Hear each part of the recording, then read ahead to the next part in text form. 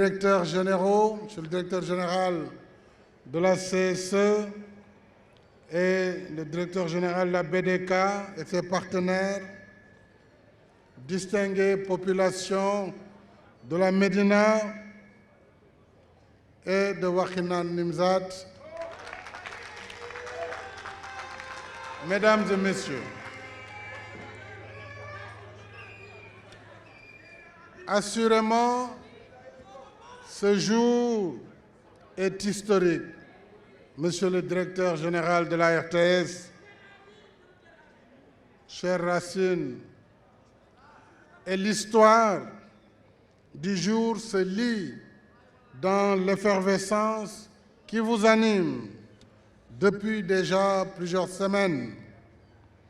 Elle se lit sur vos visages rayonnants. Elle se lit dans cet accueil enthousiaste pour lequel je voudrais vous remercier du fond de mon cœur. Si j'ai tenu à venir personnellement présider la cérémonie de lancement des travaux de la tour de la RTS, c'est pour réaffirmer avec vous et parmi vous toute l'importance que j'attache à un service public de l'audiovisuel moderne et performant. Moderne et performant pour répondre aux meilleures normes et standards de qualité.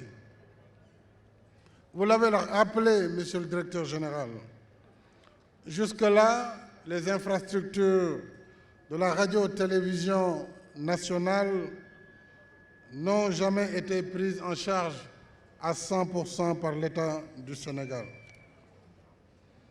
Le siège de la première radio est un legs colonial. Et celui qui abrite actuellement la RTS est le fruit de la coopération avec un pays ami, le Japon. Je voudrais réitérer ici mes remerciements au gouvernement et au peuple japonais pour sa remarquable contribution. Aujourd'hui, et je le dis avec fierté, l'État est là, à vos côtés, pour exécuter un projet complet. Un projet qui comprend une tour, certes de 10 étages, construite sur un site de 2615 mètres carrés, avec des équipements audiovisuels de dernière génération, mais également la réhabilitation du bâtiment existant pour un coût de 33 milliards.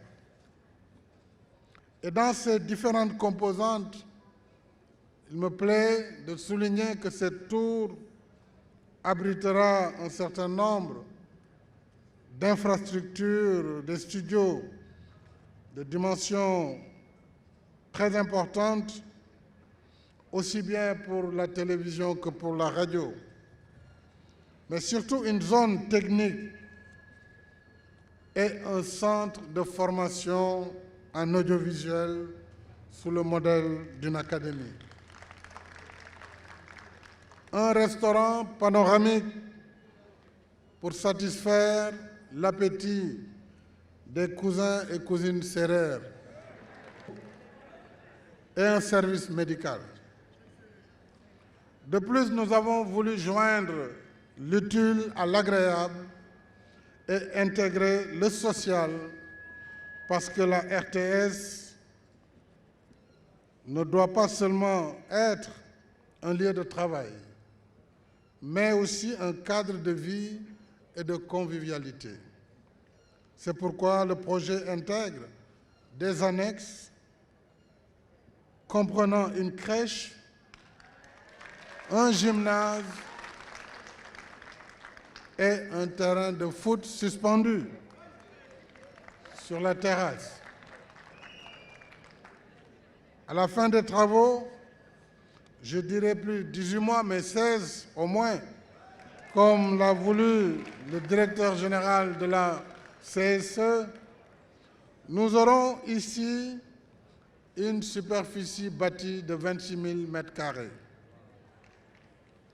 Et si ce projet est sans précédent dans l'histoire de l'audiovisuel de notre pays, il s'inscrit en réalité dans la continuité du soutien que l'État apporte à la RTS depuis plusieurs années, avec notamment le renouvellement des équipements de production, de diffusion et de transmission, aussi bien à Dakar que dans les régions.